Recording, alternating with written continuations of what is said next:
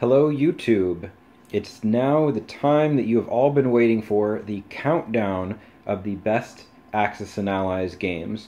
Now, just a very quick recap, just in case you missed the first video.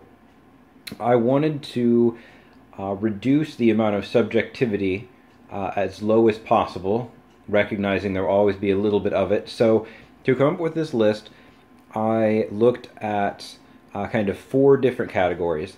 The first one was the inherent balance of the game. Second was the overall quality and care that went into putting the game together. Number 3 is kind of the most subjective category. It is my personal experience, or if I don't have a whole lot of personal experience, my read of the rules and gameplay and how much enjoyment I think that I would get out of it. And then the 4th category is the impact to the series. Were changes that were first rolled out in a game, were they retained? How much impact has that had on the series? And then finally, if there's anything that is truly game-breaking, that no revised rules that have come out have really been able to adequately address, a slight negative was applied to that game's score. We are also considering Europe and Pacific 1940 to be the same game. We're considering it as a global. We're not looking at those games separately.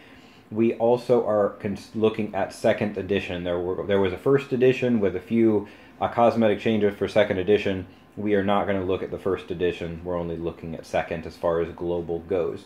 We are also considering Battle of the Bulge, DDay, and Guadalcanal. We're lumping them into the same category. And when we do this, there are actually 11 games rather than 10, but 10 is a nice round number, so that's what I put in the subject line. But technically there are 11 based on this breakdown. So with that said, let's go ahead and get started. And we're going to start with number 11. And I have them on a stack in order just to my right that you can't see.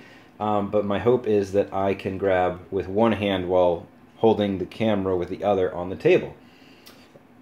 So coming in at number 11 is our Battle of the Bulge, DDay, and Guadalcanal, which I don't own. These games are just so different than any other version of Axis and Allies. They had minimal impact on the series as a whole. Based on what I know of them, let me alter that.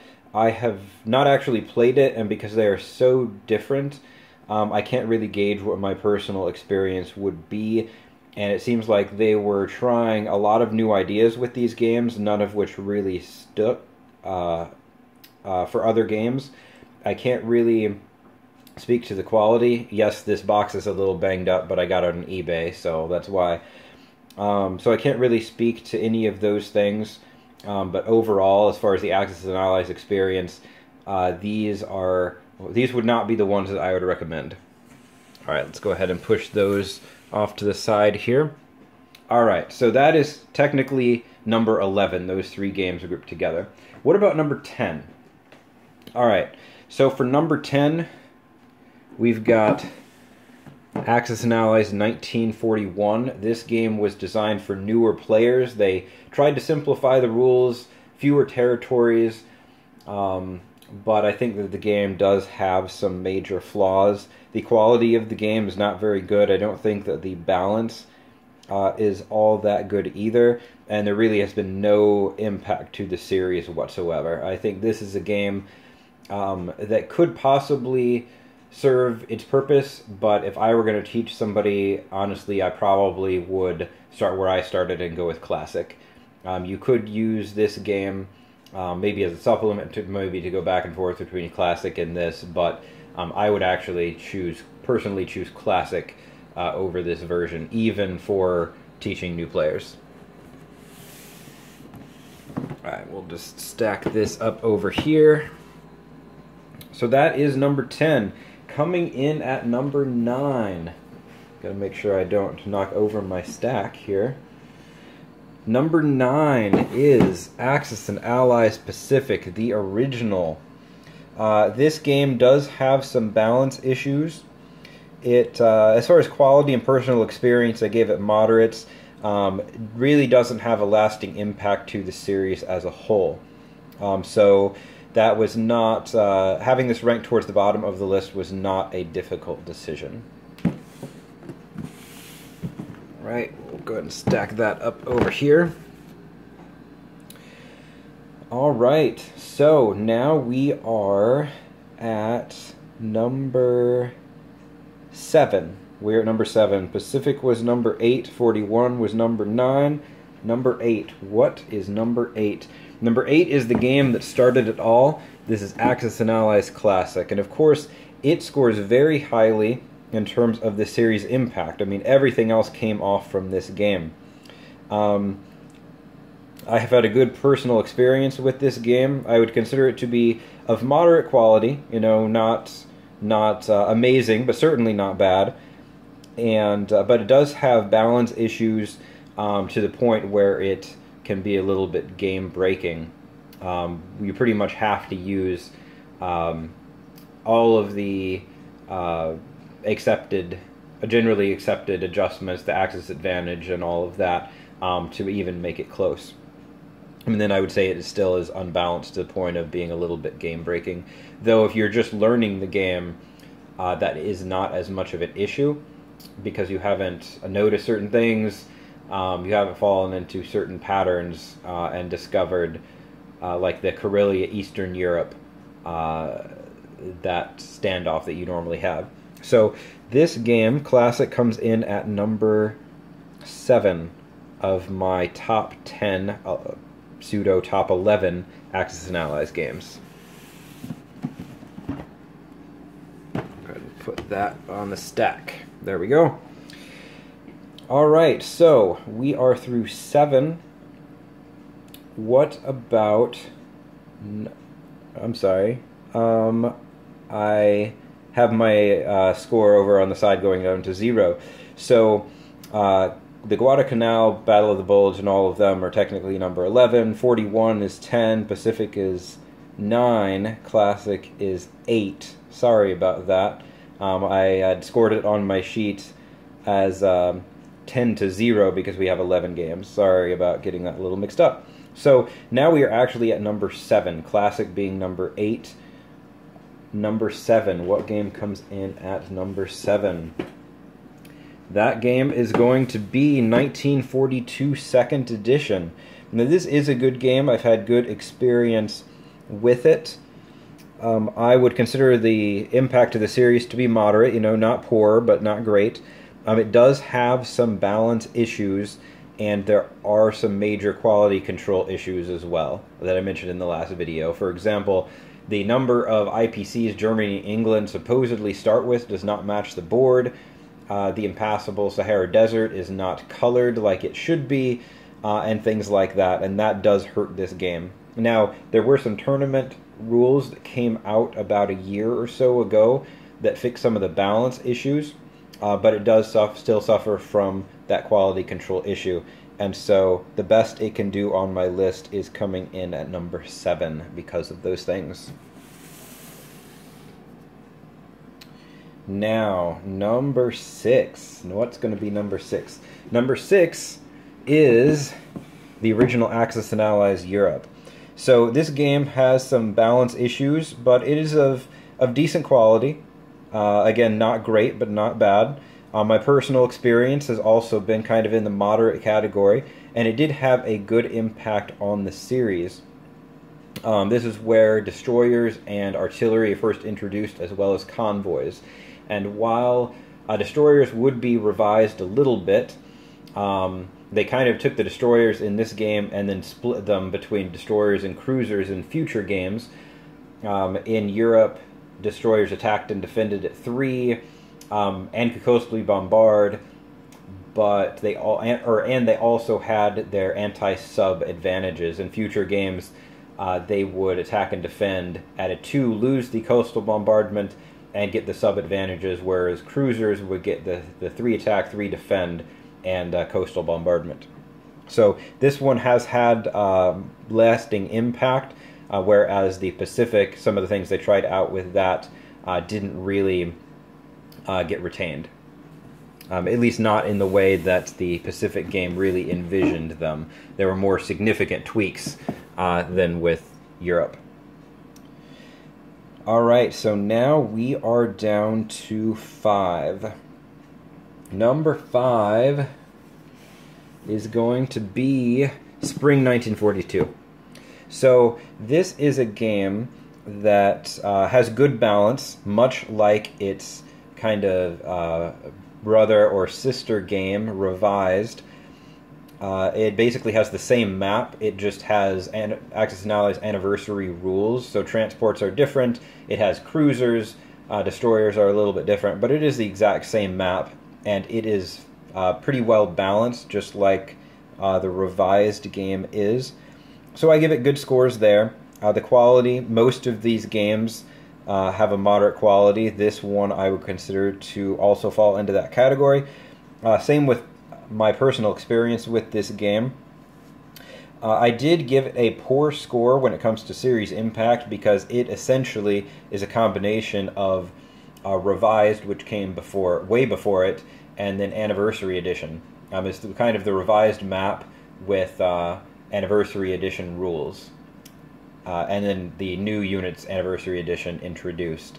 It adds those as well. So it's just those two games, both of which came before it, merged together. So not really any kind of impact. Now what I would say is if you are more familiar, if you kind of started with the older games like the Classic, then you probably are going to rank Revised, which leans more towards those higher on your list, as I have. I know maybe that's a spoiler, but clearly you see that I have not counted Revised yet. If you came into the game later, maybe post-Anniversary Edition, you're going to be more familiar with those transport rules and those units, and so you probably would rank this game a little bit higher. In that case, maybe you'd flip-flop them. Now, I had considered calling both of these the same game for ranking, but ultimately decided that there were enough changes. It wasn't like Global 1941st Edition and Global 1942nd Edition, where really they're just a few minor cosmetic things, from what I understand, that were changed. There are a lot of things that are similar, but this kind of combines two games together, and so I decided to rank it separately. So that is number 5 on the list. Now we're really starting to get into the heavy hitters here. The low-scoring ones, especially 10 and 11, 41, and then the real offshoot games, that was pretty easy. And then we've got a couple of the mid-range games, Classic, and then 42nd Edition, Europe, and Spring 1942, that I would consider mid-range. Now we're really into the heavy hitters. So, what is number 4 on my list? Number 4, based on my criteria, is a game that I've probably have more videos on than any other. It is Axis and Allies in 1914. I consider... now, this is using tournament rules. As you know, if you've seen my other videos, I only ever play with tournament rules. So I am assuming the game is being played with them.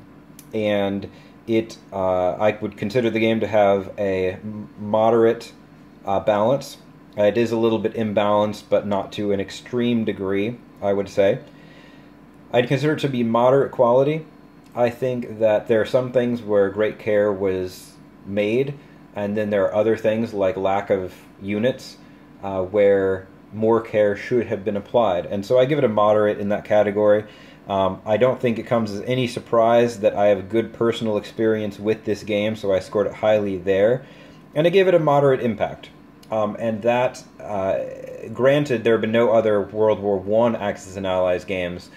However, there are some things with Larry Harris's new game, War Room, that I noticed are kind of holdovers, like contested territories. It might be one of the only things, but that is a huge aspect of this game, and to see that being carried on, I will give it a few points and give it a moderate series impact, even if that hasn't been held over into any other Axis and Allies games. In a degree that also is a fairer way of looking at it, because there haven't been any other Axis and Allies games since this one to come out. Zombies hasn't come out yet, and I really... Some may not even consider that a main game. From what I can tell, it's going to be kind of similar to 1941, except with zombies. I don't know that for sure. I've not demoed it, but that's kind of my observation. So that is 1914 coming in at number 4 on my list. Now, number 3. We're into the top 3. Number 3, I have revised, and like I had mentioned, if you came in Anniversary Edition or later, you might swap that out for Spring 1942. If you started earlier and kind of have a soft spot for the earlier games with their rule sets, like I do, you're going to rank this game a little bit higher. I would call it number 3.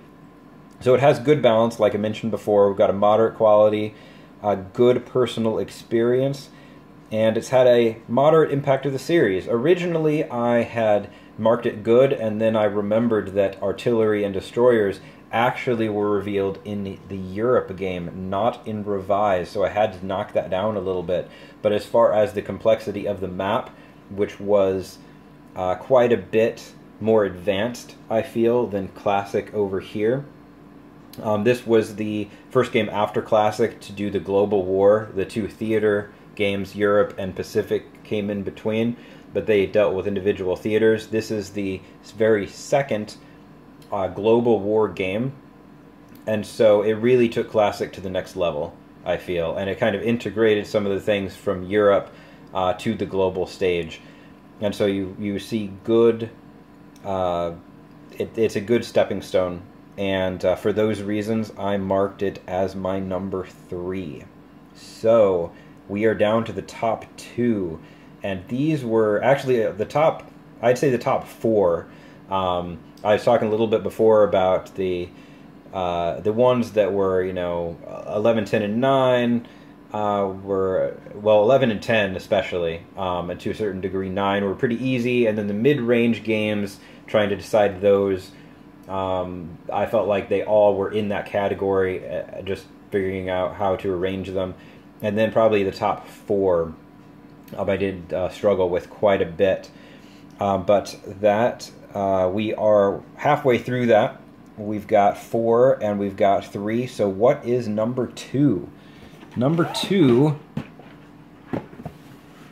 is Global 1940. Second edition, but we're not counting first edition as separate game. So the Global 40 game, I consider that to be the second best in Axis and Allies lore. So it has good balance from what I understand. You've got good quality. I don't have a whole lot of personal experience.